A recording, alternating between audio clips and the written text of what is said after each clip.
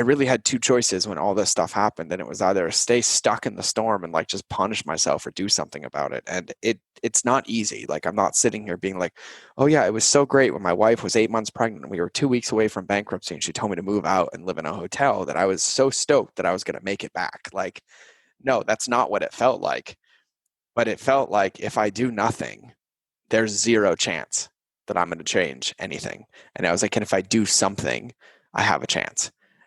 Dory 1, this is Fire Team Delta. Dad's coming home.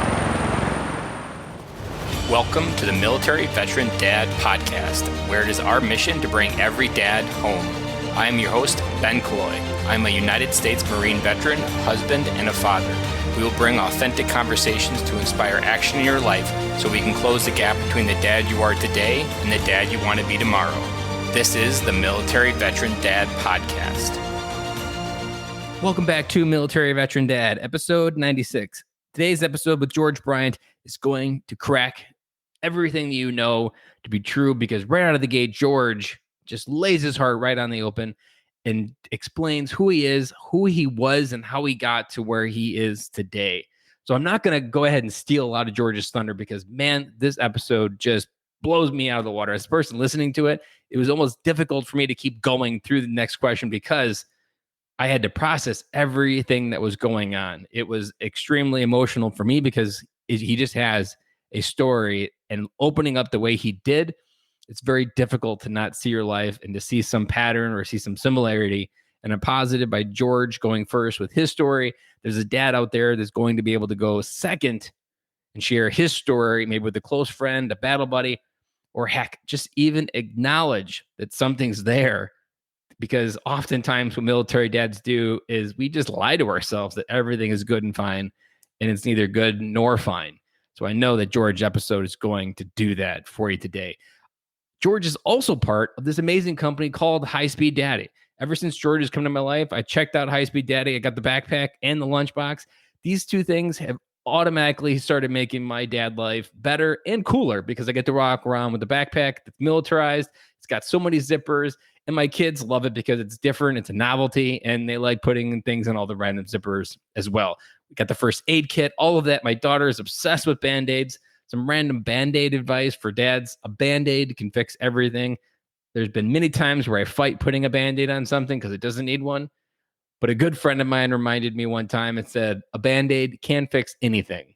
And for my daughter, it does. So we always make sure we have a couple Band-Aids. And now I got a first aid kit from High Speed Daddy to make sure that Band-Aids are always with us and a few other things. Guys, this backpack is absolutely amazing. I used to have a work backpack, and that got converted into my dad bag as I went to be a stay-at-home dad.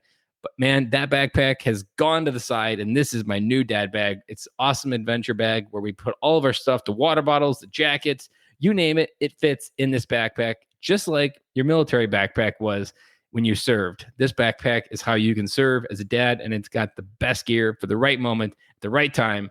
And I know you're going to love it. And George is also setting us up with a 15% discount code using MVD. That's MVD. Go check out those show notes. I put a link to the website, and the code is down there as well. Guys, this product is absolutely amazing. Go check it out. Don't take my word for it. Go check it out and buy some. And I'm positive you'll love it just as much as I have. And don't forget, if you would like to hear my take on this episode, hang on to the end of the episode, and I'll come back on and talk about how this episode really impacted me and how I've already started doing things in this episode in my life going forward. So with that, let's get started with George Bryant, and I'll see you on the other side. Welcome to the podcast, George. I am stoked to be here. We really do it. Let's hit go. We just hit record and we're going to dive in. George, tell us a little bit about yourself. Tell us about your background and tell us how you got where you are today. Yeah, I'll give everybody the short version because we don't have an eternity to be here. I feel like I need to give people like the red pill in the Matrix for this one. So yeah, my background, pretty interesting. I grew up in New England. It's actually funny. I didn't realize I'm wearing a shirt that says I don't have a PhD. I earned a DD 214. How appropriate that I accidentally put that on today. I grew up in New England, pretty crappy childhood, drug abuse, physical abuse, sexual abuse. I grew up in like the bottom of bottom when it came to like the family stuff. And so not much support. I was bullied a lot, only white kid in my class. My nose was broken 3 times, front teeth knocked out 3 times. Like I went through the gamut, and I think I knew at a very young age, though, like I didn't want to be a dirtbag and I wanted something different, but I didn't know what to do. So running away seemed like the best option, right? So, like any 17-year-old kid would do, I forged my parents' signature and I joined the Marine Corps, or attempted to join the Marine Corps, except I was too fat. And the recruiters told me I was too fat. I had this 0331 who like whipped me into shape, but he helped me lose a ton of weight. I literally took the contract home and quote unquote, my parents signed it, brought it back at 17.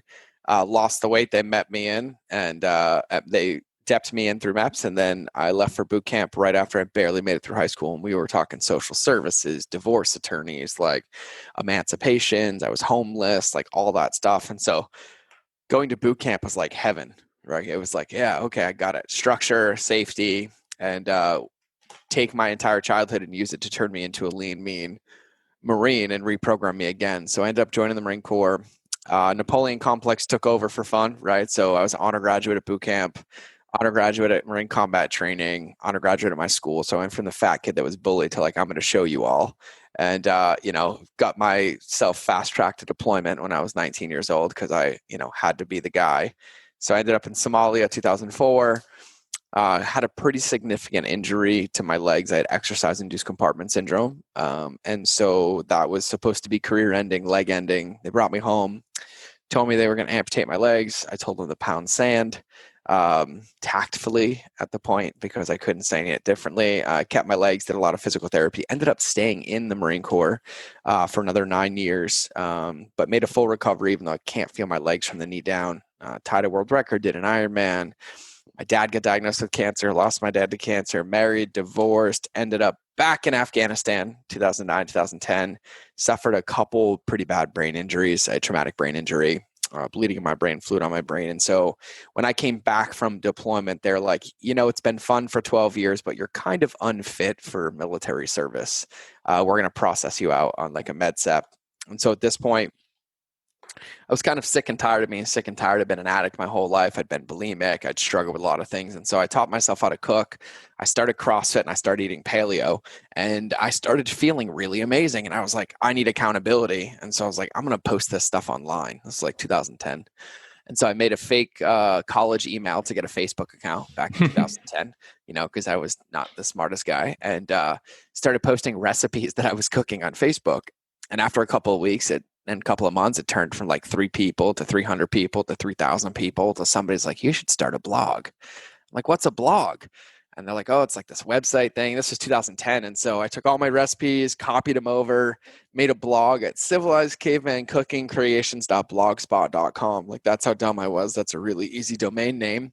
And so I started blogging while I was getting processed out because I was in the middle of a med board for, I think it was 9 months. My med board took 9 months before they processed me out. And so I basically became a food blogger, an entrepreneur while getting med boarded. And during that time, somebody asked me to take all my recipes and put them in an ebook.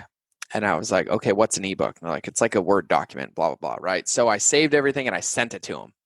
And they're like, no, we were going to pay you. I'm like, why would you pay me? They're all on my website. And they're like, oh, because convenience. You should put it up on this website called ClickBank and sell it. I'm like, how do I do that? It's like 2010. I asked them what to charge. I said $27. I'll never forget. I put it up and like within the first 3 days, I made my yearly salary as a Marine after 12 years. And I was like, I'm out. Whatever. I have no idea what I'm doing. I don't know what this is, but I'm out. And serendipitously enough, like 3 weeks later, the board came back and they medically separated me 3 weeks after that, after 12 years of service. And so I basically went from being a Marine to being a food blogger and entrepreneur overnight, and had no idea what I was doing. But I figured I would figure it out on the way. And it was a new place to hide all my pain, right? So I didn't process any of the war, any of the trauma, any of the death, any of the suicides, any of that stuff. I was like, oh, I'll just go pour my energy into this new thing and now become addicted to being an entrepreneur. And it worked for a while. Became massively successful at that. Became a New York Times bestseller, #1 app in the world, a couple million social media followers, 5 million uniques a month on my website, made a multi-7-figure business. And then, then the veil crashed down and, I ended up in the hospital with PTSD, depression, suicide, ideations, tendencies, like, and the whole world came crashing down. And so then I had to really start doing the work. And at this point, I had a family. My wife was pregnant. And so I walked away from that company and I went dark for 2.5 years, 3 years, deleted social media, changed my phone number, changed my email, and fell off the face of the planet and started doing the real work. So I started doing like EMDR, I did plant medicine, I did meditation, I did breath work, I did a lot of things. And I started to really heal my childhood and as well as like come to terms and grips with like what I'd done in the military, what I'd seen, what I had witnessed, and start building this new life. And in that process, realized I had a skill set for digital marketing and people wanted it. And so people started hiring me as a consultant to teach them what I had done with that company. And so then I became a digital marketing consultant and started working with companies like Adidas and Titleist and TaylorMade and Onnit and Men's Health, and very quickly became a very successful digital marketing consultant. And then continue that now. And then now I just spend my time helping entrepreneurs build and scale their companies with ethics and relationships, and have a podcast and books and courses. And that gets me to here. And that was literally the shortest version I could give you. That was amazing. But as the interviewer, like, I'm almost like, where do you go with, like, there's so much good stuff there to unpack. And I think I have the question that I want to go towards. It hit me right in the beginning when you were talking about your childhood and you joining the Marine Corps and you started running from it. Now that you've kind of unpacked it, what were some of the emotions that you were running from back then? Ooh, yeah. My biggest fear, my core wounds. I've done a lot of work. I've been Goodwill hunted a few times and Matt Damon to them back. My core wound because of my childhood was that I wasn't good enough. And my deepest fear is that if I wasn't good enough, people would leave me and I would end up alone, just like I did in my childhood. And so my obsession with being the best and running was the best place for me to hide is in plain sight. And so if I am the best at everything, like if I make myself the best, if I declare I'm the best, if I'm egotistically the best, if I'm narcissistically the best, no one will notice the darkness. Every chance that somebody will stick with me and nobody will know how much I'm suffering. Like, I was an active duty Marine. I was a staff NCO and I was purging in porta potties with bulimia in Afghanistan. Like that, like the dichotomy of it was like mind blowing. And so the feelings, I would describe it as like feeling like aware of being bipolar without being bipolar, and then literally feeling like Dr. Jekyll and Mr. Hyde every day because, I'm in this position. I'm successful on a lot of different fronts. I have the awards to prove it, the rank to prove it, the fitness to prove it. Yet I'm standing there giving orders and directions completely against what I believe to be true, as I'm suffering in silence. And then when everybody disappears, like it's a modulation the opposite direction. And so I felt alone. Like, I would say for a good portion of my adult life, I just felt alone and isolated and like desolated to nothing until I was able to really, really start doing the work on myself. And, the way I describe this to people is that what I was running from was being in a relationship with the one person I'm stuck with until the day I die, which was myself. And that's when, things started to shift. So yeah, that was kind of what it felt like for me.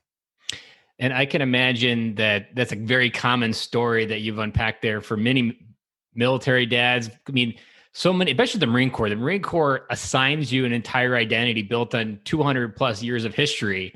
Like, there's something very romantic about that when you come from a broken identity, and many of Marines fall apart when they get that uniform removed from them. There's many cases where I've interviewed or talked to dads or talked to spouses where the Marine actually took his own life because he was medically discharged and he didn't know who he was without that uniform, because your entire persona is wrapped up in that camouflage digital green. And when that's ripped away from you, it's like walking outside without any clothes on. Like, you just have nothing left except you. And like what you said, you were running from that relationship with yourself. And I can only imagine that transition was probably 50 times scarier than going to boot camp, because you had to face yourself versus a drill instructor. Drill instructor, boot at least, camp, is going to like a joke. Yeah. Boot camp's a joke. I tell everybody, I'm like, we got to remember that like our biggest enemy lies in our head. It knows our demons, our fears, our insecurities, and every ounce of it. And, one of the things that I'm grateful for is that, I spent 12 years on active duty, right? And I swore I was going to do 4.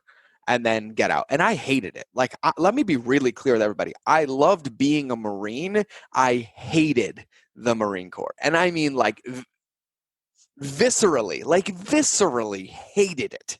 And but the fear of going back to where I came from was always greater than the fear of staying in. So I was stubborn enough to re-enlist and re-enlist and re-enlist. And what I will say is that as time went on and I became a staff NCO, I became I was a staff sergeant, then a gunny select, and I started to get up. I started to see the game.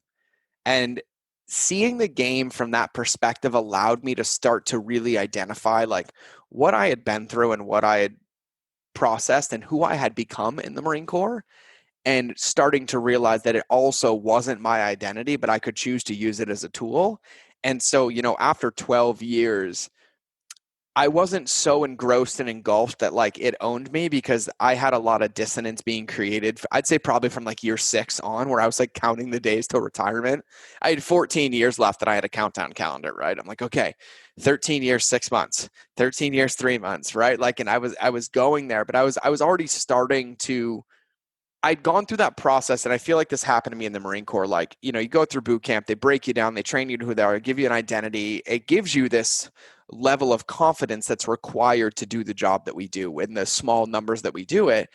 And then you start, after that point, if you stay in long enough, you start to find yourself in that identity, and then you start to see them as almost like a suit that you put on, or like a Jekyll or Hyde or a Clark Kent and a Superman. And I remember, like, I got to this point in my career where it was like, okay, I'm putting my uniform on. It's time to be a Marine today. Like, I wasn't that guy that was like, oh, I'm a Marine 24/7. Like, it started to get more and more dissonant with each other. And I was like, yeah, I'm not wearing a high and tight. I'm not tucking my damn shirt into my pants on a Saturday afternoon as I go to the beach. Like, get the hell away from me. But the moment I put that uniform on, I was in. Like, it was like the switch was flicked. I was in the cage and I was like, let's go. And so I went through some evolutions. And so, the transition out for me was the day that I got separated. I went middle fingers in the air, blazing glory, left my uniforms in the office, didn't clean my desk. I was like, F all of you. Like, I was so jaded and so pissed, and I felt so abused through that process of the med board, where they're like, hey, it's been 12 years, you're getting nothing. No retirement. Like, oh, by the way, now you're a dirt bag because you're getting med sept. Not like, oh, thanks for breaking your body and thanks for doing this, right? Like, it's, you know what I mean? Like, you become this outcast. And so I was so jaded. And so literally the moment I was out, I was in full attitude. Like, I grew a beard, I grew my hair out. Like, I just wore workout clothes all the time. I was like, I'm not doing this. I'm sleeping in every day. I'm staying up as late as I want. And it was almost like this reactive, self-destructive teenager. Like the Marine Corps was your father and you were going into the rebellious phase as a teenager. That's what it felt like. And what was nuts though is that rebellion energy, when applied to entrepreneurship, made me successful, right? Like, it gave me this, like, I'll outwork everybody. I'll show you, right? Like, boom, boom, boom, boom, boom. And then it was a slow drip process. And really what happened was, like, the rug got slowly taken out from underneath me. And then it got to a point, where that gas tank empties, the rebellious energy goes, and you can only avoid for so long before you're just surrounded with all of it. And you're like, oh crap. And then those are the moments that, like, started to really shift it. And I had to be in those conversations with myself. Like, who am I? Like, I did this. I was a Marine. I participated in those things, but I'm not a Marine. Like, I'm George, right? And I had to start figuring out, like, what that meant from an application standpoint without having the protection of, like, oh, just being a Marine, or I'll do it later, or it's fine, right? And then, I will say, I think when people get out of the military, they go one of two ways. They either stay plugged in a little bit, or they go all the hell as far away as possible. And I went all the way as possible. Like, I don't have one friend that was in the military. I don't have one friend that was in the military with me that I still talk to. Like, I'm pretty isolated now. Like, I have a few new friends that were like SEALs or things like that. But other than that, I surrounded myself with an entirely different world that basically made it not okay to be who I was in the Marine Corps. And so, and I say that in a good way. Like, they were accepting, they were connected, they were loving, they were like, hey, you can calm down. Like, you can be nicer. Like, you don't have to be afraid. And like, it really started to break it down. But yeah, it was a really, really interesting transition. And it's been God, it's been 8 years now. Yeah, I've been out for 8 years. I would have retired a couple years ago. That's crazy. Um, and there's still parts of it that come up. Like I remember, like I got a shadow box behind me. Like that thing stayed in a box for 5 years before I even got it made. Like I had to do some healing before I would even be willing to like put that thing on my wall. I was like, do I want to look at that thing every day? And so I think there's parts of it that come up and come out. But when I look back at it, best thing that ever happened to me. Like I wouldn't change it for the world. Like I loved it. I love my Marines. I talk to a lot of them now that I'm in a different place. We have our families know each other. We stay in contact. Things like that. A few of my friends are still in. They're getting ready to retire at 30 years, but for the most part, I'm pretty removed from that world, though. So it's just very similar to me because when I got out of the Marine Corps, the last thing I participated in was a bad conduct discharge for a corporal that was above me for most of my time when I was in Okinawa. And being part of his court martial just left this sour. It happened in June and I was out in August. So like 2 months of processing emotionally. And then like that was my final memory, big memory in the Marine Corps. And I avoided being recognized as a Marine probably for almost 10, 12 years. And it took me an odd place. I was reading a Tom Clancy novel, and there was a Marine in Arlington Cemetery leaning down over a grave. And in that very moment is when I realized that I could turn backwards and kind of like use my ability to coach people and help veterans.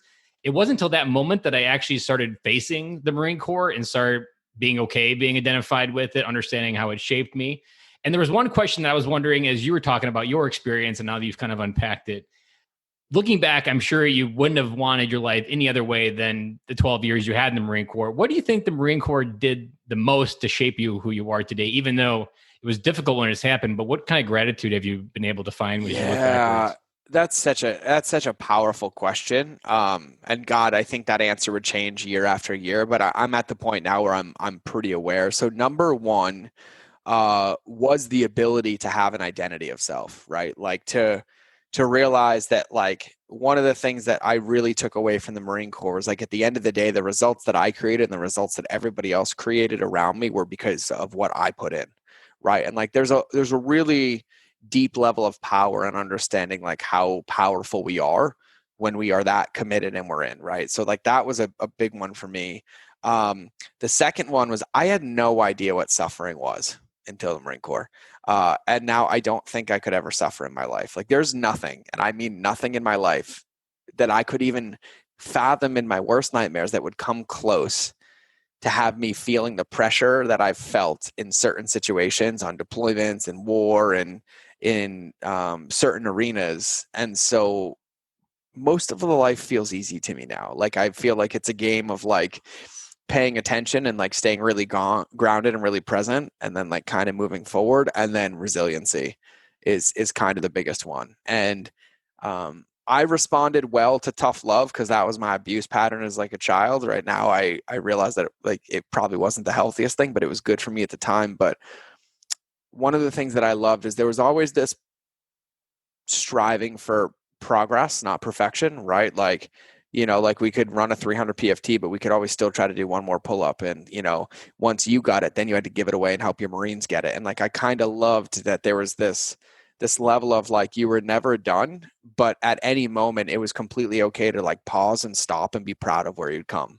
Like to really have like that honor, courage, and commitment of like, I did this, like I was committed. I created this result. I did it.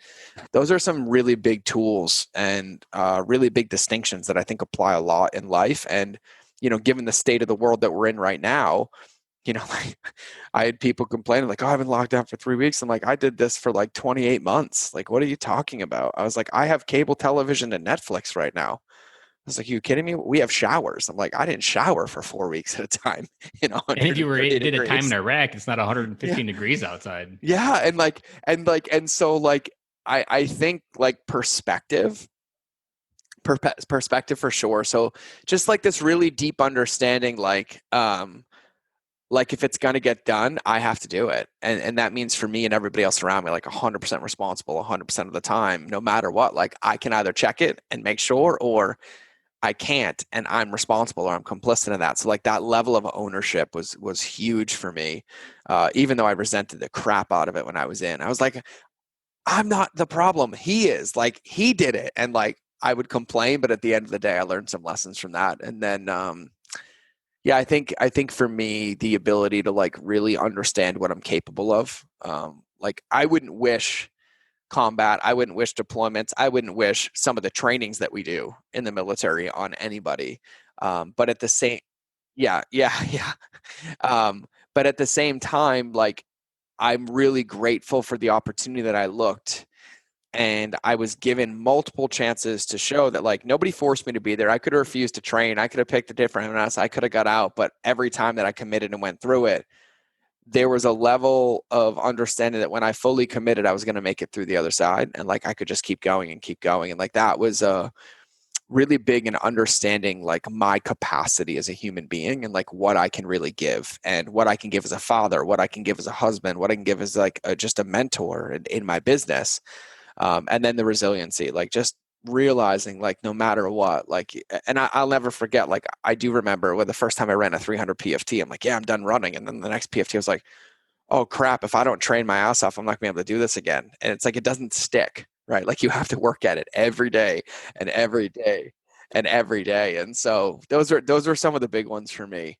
Yeah. And then I also learned that I never want to micromanage people and that I hate, screw games. And like, if you tell somebody like they should be to work at 7, just trust they're going to get there at 7. Don't make them get there at 2 a.m. Right. And so 74 people can check you before you get there. Like that stuff, that's the stuff I'm like, I will never do this. Like most of the time, my employees now they're like, do you have any rules for us? I'm like, no, just show up, man. Whatever you do is on you. Like I won't even let it even close to like in my world of the level of screwery that happened when we were in the Marine Corps. Yeah, that part's never fun. And I never liked participating in any of that because it something that you obviously could do. There was nothing preventing them from doing it. But to me, that was never leadership. Like, unless you get someone to want to do the dishes, it's not sticky and it's not going to be long term. And you're just buying a minute to borrow a minute from the future when they don't want to do it. And it's just going to be a continue to fight that battle hard. There were two words that kind of hit me as you were talking about that story. And I hadn't put this together in my own way of coming from the Marine Corps, but I think it's for you as well. Like, integrity is something that has gotten in the way a lot for me because oftentimes I don't know how to half-ass things, and not a lot of other people have that same mentality. So you're playing with a game of poker with a different set of rules almost a little bit. But then also the Marine Corps teaches you self-leadership, that you have the team of the Marine Corps, but you yourself are Marine even without Marines around you. And you have to learn to lead yourself through all the different things that the Marine Corps puts you through. It kind of gave you that ability to not give up on yourself when you left. And I could actually pick up on a little bit from when you talked about hitting rock bottom and having your whole world shatter. You didn't really know how to give up on yourself. No. And like, what I'll say is like perspective from the Marine Corps gave me a lot, right? Like I have, there's 3 names in that plaque and there's 28 Marines I know that are no longer with us and they all committed suicide. Every one of them, 28 of them. And, I think one of the things that I'm really good at now is having dead honest conversations with myself, like hardcore honest conversations with myself.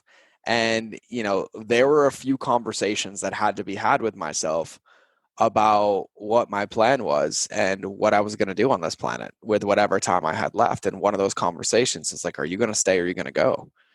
And it wasn't this is a gray area. It's like, if you're going to go, you're going to go. Or if you're going to stay, you're going to stay. But if you're going to stay, you got to let all that crap go and realize that that's not an option on the table. And so when I removed that option from the table and realized like, I want to be here for my family. I want to be here for my kids. I want to be here for, my friends, my family, and those people that are here. I really had 2 choices when all this stuff happened. And it was either stay stuck in the storm and like just punish myself or do something about it. And it's not easy. Like I'm not sitting here being like, oh yeah, it was so great when my wife was 8 months pregnant and we were 2 weeks away from bankruptcy and she told me to move out and live in a hotel that I was so stoked that I was going to make it back. Like, no, that's not what it felt like. But it felt like if I do nothing, there's 0 chance that I'm going to change anything. And I was like, and if I do something, I have a chance. And so I've just kind of made it my mission to honor myself. Like when we talk about self-leadership, we talk about integrity. I had some wires crossed where I had integrity mixed in with perfection, right? And integrity is like just having an honest conversation with yourself, right? And, we're trained as Marines to always be the best and be the best. But really, the best is being the person that continues to grow and progress forward, not what it looks like on paper or when the finish line comes. And so when I looked at it, I was like, there were days where all I could do was get out of bed. And I had to honor that. I had to celebrate that. And I'm like, that's what I got today. Like, that's what I got today, and celebrate it. And of course, some days more would happen, some days less. And then there's other days where it's like, how did I produce this in a day? And it took me 6 months to do 3 years ago, right? And you got to celebrate that as well. But I think it really comes down to being able to lead oneself, but also understanding that leadership is not rigidity. It's compassion, it's empathy, it's understanding.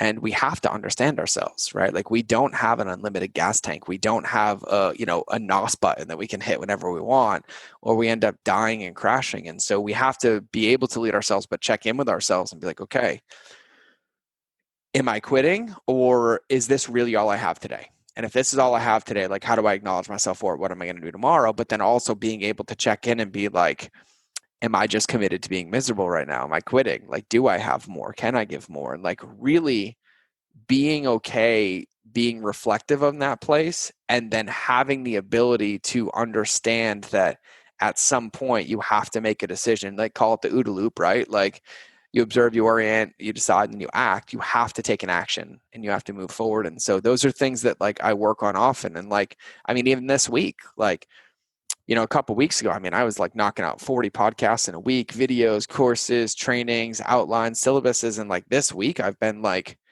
it's been hard to open my email, like just hard to, and I was like, that's okay.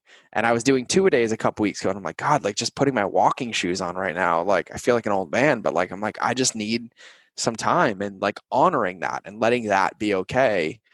And I think when you have that level of like self-leadership and integrity with self, and really, something I learned in the Marine Corps, which is going to sound crazy, is gentleness when it comes to leading, like myself and leading my Marines, right? Like having it okay to have tight containers with padded walls, right? And like, that's kind of how I see how I lead myself. And those are the things that I think about a lot when I move forward, and realizing, like you just said it. And I think this is something that's so imperative to understand, is that there is no finish line. And if you chase one, it's just pure misery, because number one, we don't ever want to hit it.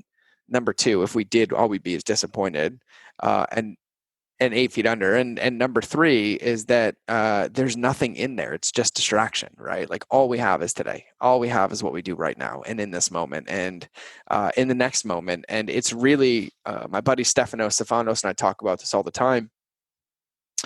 We were having this deep conversation one night, and we were like, what's the finish line? Like, what is it? And I said, I think there is one. And I think it's awareness, but it's awareness agnostic of action. Like, it's awareness of the moment.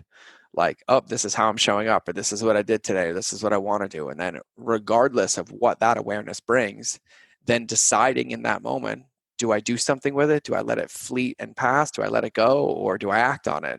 And like, that's kind of the game that we play. And so that's kind of how I choose to live my life now, and work towards choosing to live my life now, right? It's a practice. I like that. And it kind of hit me where something I use in my own life is just being able to meet yourself. Like, it's very easy to hear your life, to hear all the success you've had, and to like, man, that guy's crushing it, and I need to be there. Otherwise, I'm a bag of ass. But you have to have compassion that your life is right here, and your life has transpired in one way, and yours still going in some direction. And you can change that direction, but you have to acknowledge and meet yourself where you're at. But then you were also talking about that awareness. And I like what you're saying there, because I've heard it described like, when you get super aware, you're no longer like in your life. You're actually just kind of like standing, especially if you're in like the meditation and mindfulness, you begin to watch your life as a movie almost. Like, you can actually watch yourself get angry almost and observe it and be like, well, where the hell did this come from? And I just had it happen to me 2 weeks ago. I was having a really great night working on the podcast. I went to bed super happy. I was like, God, I am just so excited and abundant for what's coming into my life in the future. And I was like, I'm so ready to wake up. And something I've been talking to the podcast a lot is, since I lost my job in January, waking up every morning, it feels like January 28th, that like my brain, my ego is almost like dumping all of these endorphins into my head to make me feel sad every morning, to almost convince me to get back to having a job. And I was like, I am just looking forward to not having that feeling in the morning, because there's no way I can feel sad after having such a high night like this. My brain had like 2 massive ego strikes throughout the night. And I woke up with like 2 nightmares that the world was ending, even more than Corona is in making it feel. I've never even had those dreams ever. Like my brain went into full attack mode to try to convince me to go the other way. And I was just super aware of it when I woke up, and I was like, wow, I'm really doing something powerful here, because my brain has never tried to fight back in a way. And I'm sure you've seen it when you were in the darkness, that your brain would continue to fight back to make sure that it kept control of what it never wanted someone to see.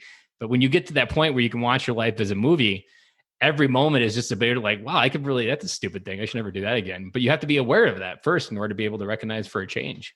Totally. And you got to realize that it comes in levels, right? Like layers of onions, hero's journeys. It's very circular in its nature. And as you progress in the levels, the bosses get harder, the gaps of time get greater. Like these are the games that we play, right? Like, yeah, it's so easy to like, oh, he's crushed it, right? And I'm like, yeah. And during this crazy world, I lost 2 companies and a couple $1,000,000 in like 90 days and like went through some of the hardest times of my life, except I could do it with a smile on my face, right? Like I was like, oh, same game, different rules today. Let's play again, right? And like, let's play again. And then, you do the same thing. I sit here and then I talk to some of my friends that are worth like $7 billion. And then they're sitting here telling me how they have imposter syndrome and feel like a failure every day. And I'm like, okay, got it, right? Like we're all playing the same game. Yes. Like, we're all and they're all the same. And you know what's even more crazier when you read the Stoic stuff from like I Greece? love reading Stoic stuff. Like you can't really tell unless that quote is labeled, whether it came from 450 BC or 2020.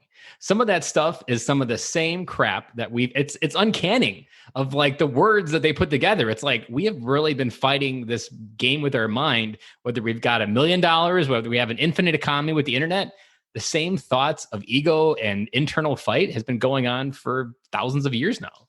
Mm-hmm. And it's, really like what I've learned is that it's going to remain, and it's a fight when you see it as a fight, right? But like we talk about this, like, like, and you can go, esoteric if you want, but like in order to have darkness, you have to have light. But like, we talk about this in men's work. I do, like, you can go read like Way of the Superior Man with David Deida, John Wineland stuff, any of that stuff. And when you really think about it, it's just giving that shadow a cup of coffee and being like, okay, that's me too, right? Like, and being okay that that's me, like, and owning those and embodying those things and exploring those things and giving yourself the space to do it, right? And I feel like, one of the things that the Marine Corps, taught me in the opposite way is that, like, they told us who we had to be, right? And they wanted us to turn off parts of ourselves. And there's a part of that that's like not good. Like, you need all parts of yourself to be there. You choose which ones to use and which ones to show, but you need them all. And, when I think about that now, that's a lot of what I work on the most, because as I become aware, things happen in life, we get more success or new stress comes, somehow like this new demon comes out or this new shadow comes out I haven't seen for a while or I didn't know about it. And then I'm like, I identify with it. And then I have to come back into this awareness of like, how do I watch it as a movie? Right? Like, how do I forgive myself for this? How does this not affect the people around me? And, I used to get really frustrated and I was like, when is this? I remember I used to say things like, when does this end? Am I ever going to be healthy again? Like, am I ever not going to hurt people? Like, am I always going to? And then it was like, yeah, of course it's going to keep happening when I think like that, right? Like, it was like I was a victim to all of it. And because I had an unhealthy relationship with it, right? Like, what you resist persists. And so then when you look at it, you're like, oh, wait, this isn't bad or good. It's neutral. Like, this is just a part of the game. This is the modulation, right? This is the yin to the yang to the whatever. And so really just being with it. And I will say that, like, the one thing that's probably had the most profound impact for me is space, like alone time. And that means like no phone, no computer, no internet, no nothing. Like, I go to the gym at 3:30 in the morning and I don't see another human until 6 a.m. And I don't listen to music when I work out. I don't have my phone with me. Like, from the moment I wake up, from 3:30 till I get home and my kids wake up at 6, like, it's just me, myself, and I. And, those weights, they see a lot, right? They see tears, they see joy, they see happiness, they see anger, they see frustration. But no matter which analogy you use, whether it's stoicism, whether it's personal development, whether it's the buffalo, is that the moment that there's a storm, like, you have to sit with it and you have to go through it. And the faster you do that, the faster you get to the other side. And Sometimes we won't like the collateral damage. Sometimes we won't like the fact that we had a storm come and we realized that we added accelerant to it. We like turned up the volume of it. And those are things that we have to realize and feel and identify so we can make it different in the future. And, that's something that I think has been one of the biggest things I've had to retrain into myself. Because in the Marine Corps, it's like, suck it up, right? Take an ibuprofen, you're fine. Don't talk about it. You don't feel, you don't have, yeah, right. Like, broke your leg, take a Motrin, right? Walk it off, right? Go run again. And, you have to be able to express these things, and it's okay to express, and it's healthy to express, and it's powerful to express, whether you express in a journal, whether you express in words, whether you express through movement, through working out, through, an accountability partner, a men's group or whatever. Like, just expressing is the most important part, and like getting it out. And like, I had a wise shaman say this to me a couple of years ago. I think every shaman's wise. That's a pretty funny one, but he looked me dead in the eye, and I asked him a question. I was like, it just doesn't go away. Like, blah, blah, blah. He's like, because you keep pushing it down. I was like, what do you mean? He's like, if it's coming up, it's coming out. Stop holding it in. And I was like, huh? Like, I was just like, huh? And then like, I think about it, like I'll go through the day and I'll be like driving, and for whatever reason, I'll be driving. In that moment, I want to cry. And I'm like, if I push it down, I suppress it. I was like, cry. And like, I'll cry for like 2 seconds and it just goes away and I feel amazing, right? But if it's coming up, it's coming out. Let it out. Like, literally get it out, whatever that is. Like, you're angry, go beat the shit out of a pillow. Like, just go to town, get it out, right? Like, if you want to scream, go scream. If you want to go dance in the rain, go dance in the rain. But like, express yourself, because on the other side of that expression, whatever that feeling may be, is another level of growth. And that's tends to be the ceiling that I kept hitting the most, in my life. So for me, I've always been the opposite. I was never very a resilient person. Emotions always would like just overwhelm me, and I would be like a sponge. If someone was sad, I would feel sad, and I wouldn't know how to change it. And a coach that I was working with at the time, he was also a Marine, and he told me to carry a challenge coin in my pocket, and he also was doing it with me. And anytime I felt overwhelmed by what was coming up, because they came up almost readily without even much attention to them, I would just feel sad or overwhelmed, and I just couldn't feel how to feel happy through all that. And he always told me to grab my coin in my pocket, and it was almost like mentally I was jamming a stake in the ground to hold me down through if you think of emotions as a river around me. And it was my stake to remind myself that, like, I'm a United States Marine. I'm more than my emotions, because I would always identify. And if I was sad and felt sad, then I must be a sad person. And I couldn't how to distinguish that. And the Marine Corps identity in this particular case allowed me to root to something that was deeper than myself, that was physical about the work, the honor, the tradition, that wasn't rooted in emotion. And having a podcast where we talk about emotions all the time, and having a host that cries at happy endings all the time as well. Like, it's interesting. And I've looked back at the Marine Corps, because I can honestly, I don't think I was ever told this, but it's something they probably do say in the Marine Corps. If they wanted you to have an emotion, they would have issued one.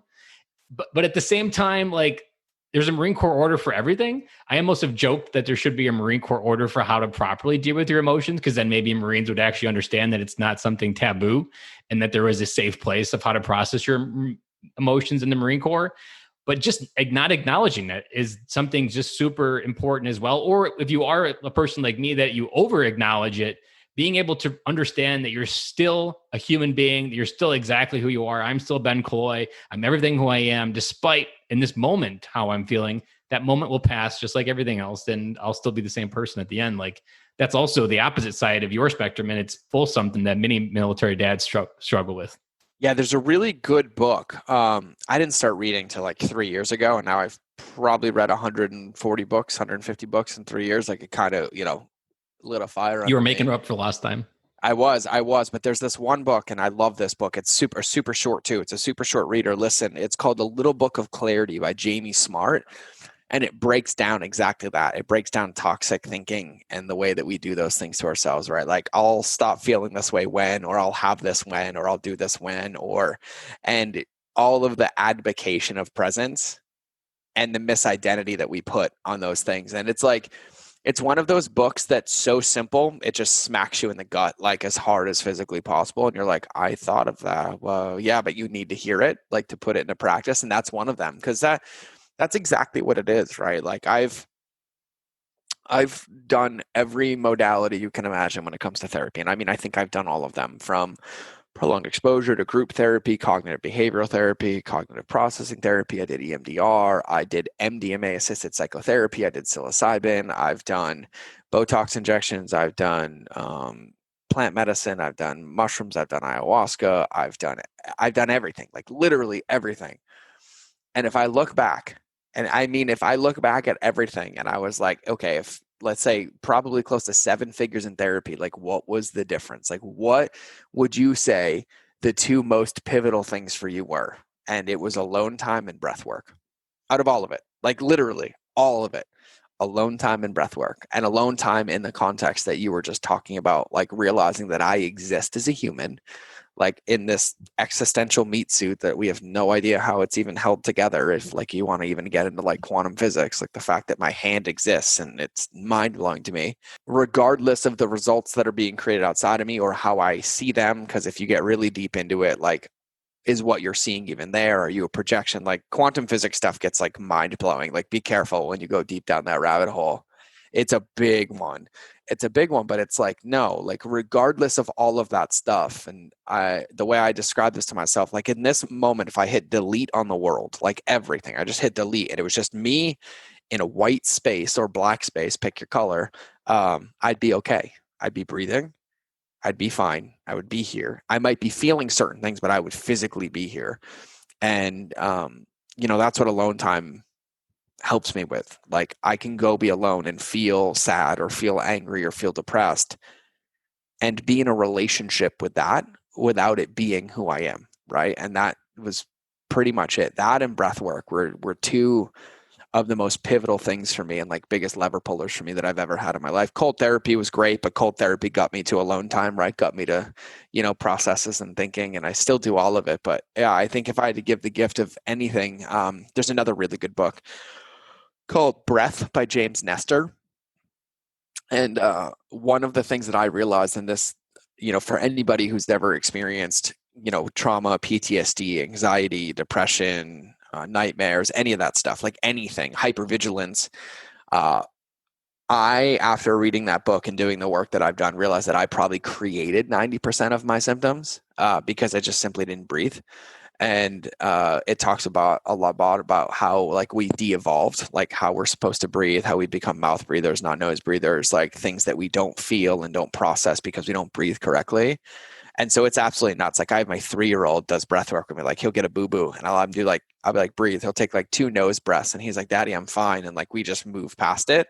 But yeah, breath work is something that I don't think is talked about enough. And when I think about veterans, when I think about and anybody, first responders, EMTs, anybody who's experienced trauma, anybody who has anxiety, anybody who has anything that robs you of the present moment, the best and the freest tool that you have is breathing and breathing correctly and properly. And there's no VA waiting line.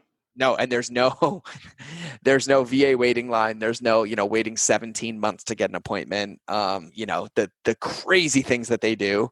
But it's something that I recommend everybody does, and being intentional with it, right? Like it's the one thing that gives us life every day. And yet we take for granted that it somehow happens all on its own. But yet the moment we can't do it, we wish we paid attention to it. And it's something that I was like, and I feel woo-woo talking about this because I was like, what? But literally like breath is life. And I mean it, like the difference between even 3 intentional breaths a day versus none, or going for a walk and closing your mouth and just breathing through your nose, or breathing 5.5 times a minute, which is what a human is supposed to do. 5.5 second inhale, 5.5 second exhale.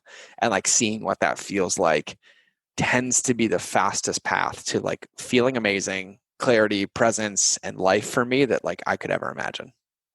I can definitely believe, and I've seen some of the same stuff when I've started doing breath work as well. So I can definitely attest that it's definitely doing some good stuff there. I want to pivot into one big question that I don't want to leave listeners hanging with.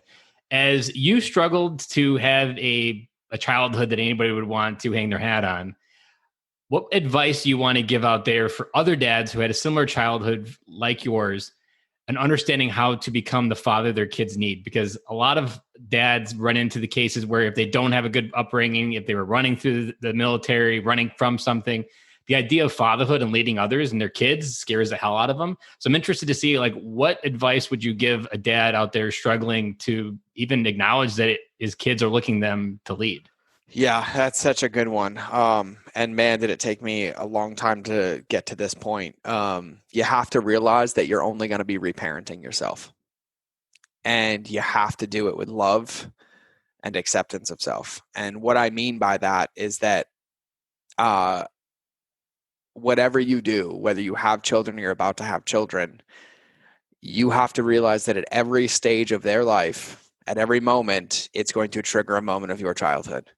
And in that moment, you are going to be a child again, and you have to reparent yourself. You have to give your child what you wanted in that moment while also giving it to yourself by giving it through your children. And this is something that took me a long time to figure out, because I couldn't understand why when my 3-year-old dropped something and he's never been yelled at, never been in trouble, but he immediately went to guilt and shame, why I was sad and angry.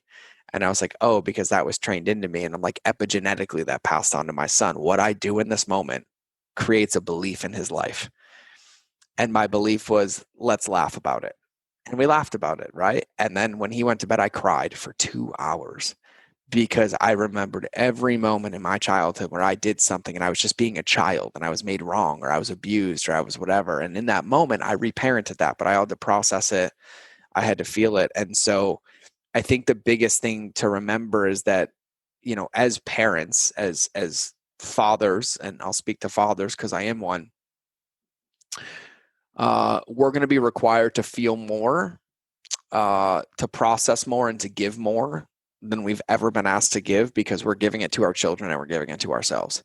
And so we have to be compassionate with ourselves. We have to be empathetic. We have to be forgiving, and we have to be willing to go there, because the other option is not reparenting ourselves and passing that on and creating it again. And, you know, by not feeling it, we teach our kids to be numb. By not expressing it, we teach them that their feelings are wrong. By not, you know, changing it, we teach them the same pattern. We're assigning shame to it. That's often what parents do, is like, if your kids are screaming over something stupid, or if it's a toy they lost, like, you just tell them, like, stop crying. Like, you're just denying them the feeling, like, because it's often told me, like, if you've had a bad day at work, you need to treat that emotion of whatever you're feeling just as real as whether your daughter had an issue on the playground that day, because both are real world issues to them.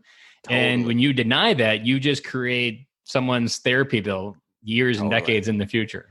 Totally. And like, that's the thing that we have to remember. Like, you know, it's a big responsibility to be a parent. And I feel like I'm figuring it out every day. And I'm getting emotional thinking about right now, like how I can be better every day, and like how I was grumpy yesterday because I was sad, and how that gets passed on through everything that we do. And I think the biggest thing that we have to remember, like to close the loop back to the beginning, is like, we have to lead ourselves. We have to be forgiving of ourselves. We have to be resilient.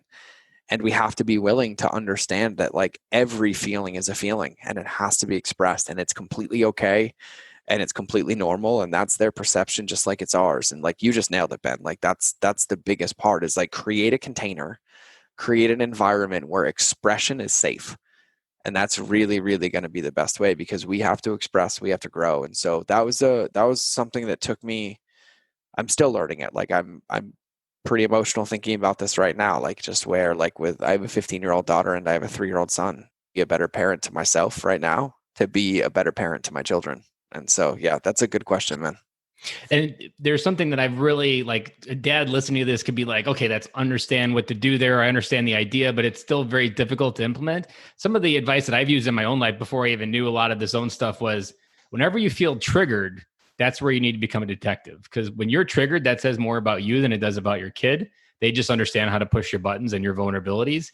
And when you do that initial work and just start diving and asking some hard questions, like, why did that moment trigger me? And you're not going to get there right away. You're going to have to ask why probably 5, maybe sometimes 10, 20 times. But use that moment as, when you get triggered, put some space with a breath, take a few seconds of breath, feel what you need to feel, and just put that space, and then just ask yourself, why did that moment trigger me? And I've actually been working on, probably in the last, especially as I've been building the stay-at-home dad life, it's been like trying to ride a bike at 1-year-old without training wheels. And there's been like a couple days I've been going with the kids, and sometimes it's a complete hot mess and they're just driving me nuts. I've really just gotten to the point now. I almost just kind of laugh internally, and sometimes I laugh out. Like I'm just like laugh at the moment and be with it from a humorous point of view. Because when I engage with it from a reaction, like that's usually where I'm reacting from some untold story, and it's kind of like an awareness that I've like when you can get to the point when your house is literally burning down with emotions with your kids and just laugh about it. Like you've reached a moment where you're like, that's where you should be as a parent, because like my daughter that I'm home with in the morning, sometimes she's just super upset, super emotional. I mean, girls have to learn how to, they have a lot of wild emotions at all ages of their life, and learn just letting them express it. Like there's times where just last night, my daughter was having this huge meltdown. She dumped all of her stuff in her room, and then she was upset because I was telling her she had to clean it up. And I just let her be with it. I just closed the door, and she just screamed and cried in her room. And I didn't tell her that it was wrong. I didn't tell her anything. I just said, this is how it's going to be. And I just let it go. And not interacting with it is one of the best ways to kind of, especially if you don't trust yourself. That's something else that you probably suffered as well. Like just trusting yourself to be in the room. And I think many military dads, when we come back from war, we don't trust ourselves. So that untamed emotion with our controlled emotions that we aren't dealing with just pushes us back. And I think that's what kind of like gets a military dad convinced that their family's better without them, because they have put so much space between them and their emotions. But the ironic part, which you've also learned, I'm sure your kids helped become a big part of your why to walk through your darkness, is the key to coming home to your family is actually going through the emotions of your kids and understanding what they're gifting you. And they are the mirror for the areas that you need to be able to become a better person for. Yeah, no, you nailed it. And the one thing that you said that I think is like worth repeating, I always call it the purple dinosaur test, right? Like if you're tagged, it's because it's landing for you, right? Like if I call you a purple dinosaur, you're not going to get upset at me, right? But if I say, hey, you're disconnected and you get angry, well, there's a semblance of truth to that, right? And so, realizing that these things that come up in our day in our relationships with ourselves, with our kids, with everything, even with the people in our lives, if we're triggered, if we're tagged, if we're reactive, it's because we see something in ourselves or we see something with someone that we have unhealed stuff with. And it's really, really imperative that we recognize that so we can process it correctly and process it with the people that we're supposed to process it with, which is ourselves or that person, not take it out on our children, not react, not do all that stuff. So you absolutely nailed it, man. Yeah. A lot to think about today. There is a lot to think about there. You got all afternoon to think about it. I want to go pick my kids up from school right now and just like hug them. Like I've had that a few times when dads I interviewed in the podcast. They're like, a couple of them have been, I guess, at night when I first started, and they'd be like, I wish my kids were awake so I could go hug them, because this episode just made me appreciate them more and want to hug them more. What's a parting piece of advice you want to give dads? If you could sum up all the crap, all the shit that you've gone through. I just recently had Morgan Schneider, who gave some great advice that it takes a lot of shit to make good soil in your life. And I think you're a testament that the more shit you have in the life, the more richer your soil is. As long as you allow and work the land, it'll create great, amazing crops and flowers and all the other stuff. What is something you want to make sure every dad gets out of this episode that can help shortcut some of their process of coming home to their family? Yeah, it's such a good question. I think the one thing, like if I had to go back 10 years and tell myself, like I'll go parent here, like Finding Nemo, like just keep swimming, That's what I tell people I'm in podcast mode. Like I'm in just keep swimming mode, like, because as long as I keep swimming, I'll get where I'm going. And the reason I say that is because like we can have these conversations about mindfulness, about reflection, but also those can become the trap. And those can become the new addiction and the new distraction and the new self-punishment. There's always one more thing that I need before I can be happy. Right. Or like, oh, I'm such a bad person because look, I did this and I did this and I did this. And I'm like, and as you're thinking about it, you're doing it again. Right. And so like the thing here is like, give yourself permission to feel and to process, but then take step forwards. Like we all are leaders. We lead ourselves, we move forward, and be intentional with your steps, but keep stepping. Like just do not stagnate. It's a dangerous place, and it's really crazy. I was saying this to somebody the other day. I'll use food as an analogy. It's like somebody's trying to lose weight, right? They'll eat healthy for like 6 weeks to lose 3 pounds, and they'll have one cheat meal. And they're like, I gained 6 pounds in one day. Why doesn't it work the other way? Right? I'm like, well, because it's easier to eat like crap, right? But like momentum is in our favor. And so just keep moving and keep swimming and be gentle, like be really, really gentle. Like I've had to be gentle on myself today, like looking at the last week and things like that. And, we're going to get feedback, we're going to get feedback from our kids, from our significant others, from our spouses, and sometimes it's not going to feel great. And the whole point here is like we hear it, we become aware of it, we move forward, and we keep swimming. And so, normally I try to have some like profound statement, but that's the one that's like working for me right now. It's like, if I do one more thing today, like just take one more step, make one more, progress forward, like that's where I'm going to win the day. And so that's what I want to focus on. That's great advice. And I've heard it said as well, like when you're standing still, like I often feel like a fog will set in around me and I can't see my hand out in front of me. But the moment you take a step, that fog starts to lift, and slowly but slowly, the faster you're moving, the more fog lifts and the more you can see. And like, that's why I recently did the 75 hard challenge from Andy Frisella this summer. I finished it 3 days ago. Yeah. Like you instantly start realizing how the compound effect of continuing to move towards something that you don't really understand creates more clarity. And many people that start that report, like by day 20, they're seeing their life and they're seeing it with 2020 versus with beer goggles on through all the shit, emotions, the overthinking. And you just need to be moving in order to see that clarity. I mean, we all have a George Bryant life in front of us if we continue to move and create that life. But if you're standing still, all you're going to do is feel sad and want to eat marshmallows and Oreos. That's pick your poison, man.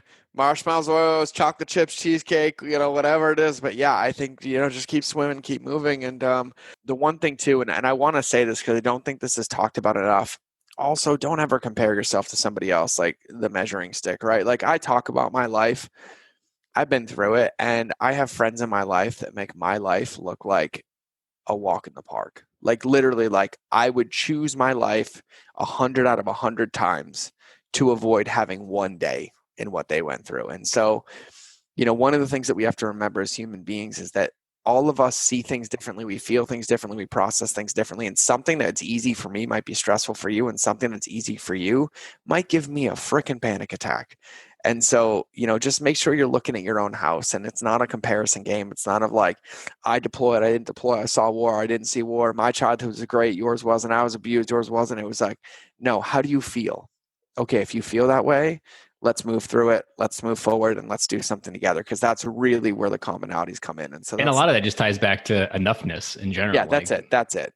And it's like, like this isn't where, like I joke with people, and so it's like one of my buddies, I love one of my friends. One of my friends has a couple Purple Hearts, and he's like, he never talks about them. And somebody asked him, he's like, what, you want me to admit that I gave them like an Iraqi shooting medal, right? Like that's basically what it is. It's me claiming that they hit me. I'm not giving them that day and time, right? And I was like, it's all perspective, right? Like it's how we choose to see it. Even Medal of Honor winners, I've heard Dakota Meyer. He considers it the worst thing that's ever happened to him. Like, for sure, yeah. And I've talked to Dakota about it in person quite a few times. So everybody has a different perspective on it. About it, and yeah, exactly. And that's what it is. And so the whole thing is like, the part of self-leadership to close with is leading ourselves, right? It's looking internally and looking where we are, not comparing ourselves, not finding a measuring stick, not doing any of it, like giving the weight to your feelings and your situation that it deserves, which is everything, because it's yours. And then understanding it and then moving through it and moving forward. So awesome questions, man. This is a super reflective topic, and I really appreciate this conversation. Well, I really appreciate our friendship was just getting started here. If people want to find more about what you're up to, if anybody wants to support your businesses, where's the best place to find more of George Bryant? Yeah, I'll keep it really easy. It's the straitjacketed Mind of George. So it's mindofgeorge.com. I have a podcast as well. We drop 3 episodes a week. It's called The Mind of George Show, but I make it easy since you're listening to this. All you have to remember is mindofgeorge.com. So mindofgeorge.com. And everything's linked there. So that's the best place, man. I can imagine that's a very light and dark filled podcast there. The Mind of George can go in many random places. It's a good one. We keep them short. We do Monday minutes, so they're all like 5 minutes or less. Wednesdays are like 20 to 25 minutes of like strategies, tactics, and then Fridays are free for all. So those are the ones that get deep. Like Alex Sharfin and I just did 2.5 hour podcasts, and we're both pretty successful entrepreneurs. I think we cried like 7 times. We yelled a couple times. Like we had the full range of human experience in that podcast. So it is a fun place to hang out. Yeah. Well, I really appreciate you taking your time to share your message today. And I know we brought many dads home with your message, probably with a sledgehammer, maybe even with a piece of TNT, depending on where people are at in their self-awareness journey. Yeah, it was awesome, man. Thanks for having me. And for everybody listening, thank you for giving me the time, and just keep swimming. Guys, I hope that episode did exactly what it did for me and just revealed a whole bunch of truth in my life. And I hope that that did for you. And if you've been listening to the end of this episode, that means that this episode resonated with you and that you know that this content we keep putting out every week is making an impact. And you're starting to feel those slow steps and that progress to this process of coming home and back to your family. So some of the big, giant takeaways. I loved the analogy when he talked about staying stuck in the storm. I loved the way he put it, and it probably hit you when you heard that, staying stuck in the storm, because I can picture so many different times in my life where I felt stationary inside the middle of a Category 5 storm, and I couldn't make out heads or tails. It's like you're looking down at a compass, and the compass is literally spinning. It's almost like a scene out of Jack Sparrow, and it's spinning and you're like, where do I go? This isn't normal. 2 + 2 isn't equaling 4. And you feel like all the laws of the universe are breaking down. That was a ginormous. Being true to yourself, having radical honesty with yourself. That's not something in language that I've used a lot, but I really like that George brought it to this episode because it's something that I've been having more and more conversations with myself on and been taking bigger steps behind the scenes to get this podcast set up to do some big things. I'm getting ready to launch some major stuff for you guys. I can't wait to talk about it in the future. So stay tuned on the other side and keep listening because I'll make sure that you guys are the first to know about what's going on in the future. But this episode really challenged me to get there. Recorded it about a little over a month ago, at the end of September. And now almost at the end of October, I can say I've done some really big, giant things with my life. Some of the things that I've done and said yes to, I've almost wanted to puke on the other side. I've had so much anxiety to saying yes. So that's just an idea of some of the things and the growth that I'm going through on my own in the backdrop. But George kind of gave me that courage to have radical honesty with myself.